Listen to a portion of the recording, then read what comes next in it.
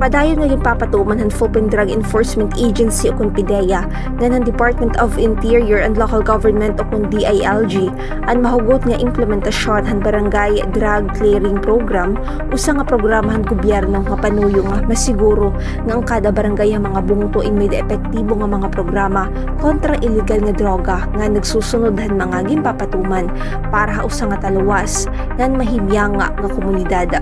Ang nasabi nga programa inagsiserbi nga baton ang mga panginahanglan nga magkamayada hindi usa nga sistema kapag sukulhan kamalinang pusod han kampanya kontra illegal nga droga ha barangay nga level.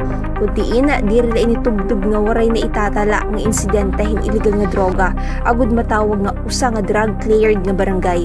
Kundi ginkikinahanglan nga mapamatud-an ini pinaaghin hilarom nga mahugot ng validation process kundi inaktibo nga na ipapatuman ang mga pitad hapag puypuyhan illegal nga droga pagpatuman han mga balaod rehabilitasyon han mga anay na gamit ngan ang padayon nga pagpartisipar han komunidad ha mga programa kontra han illegal nga droga.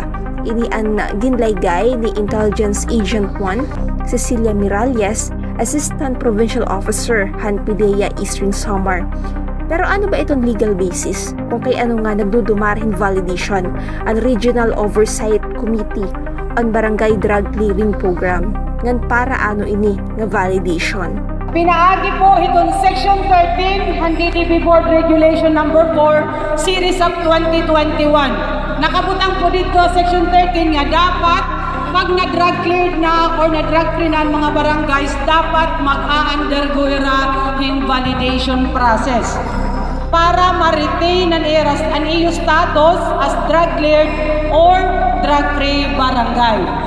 Proseso ng validation, ginkikitaan han multi-agency team ang magdurdilain ng mga rekisito antes makabot han usang barangay ang drug-free o ang drug cleared status. Lakip dinhi ang kawarayan han mga drug personality ngan aktibidad nga may kalabutan ha illegal nga droga basar han verifikasyon han law enforcement agencies, pagpatuman han information ngan preventive education campaign, suportahan community-based rehabilitation program han barangay anti-drug abuse council o kon badak ngan ang pagsumiter hin iba pa nga ginkikinahanglan nga dokumento.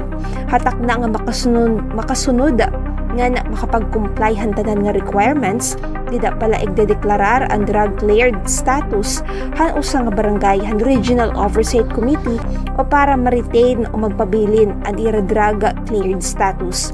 Sumalap han PDEA nga ini nga programa hindi rila naghihingita hinna pagpuypuyhan illegal nga droga kundi pag-aghat ha mga barangay nga magkaadahin long-term nga mga programa kapag likay rehabilitasyon ng aktibo nga partisipasyon han mulupyo agud makabot nga na mamintener ang usa nga taluwas mahimyang nga drug-free nga komunidad. Tikang nagiwan Eastern Samar ini Maureen Slamida, Eastern Samar News Service.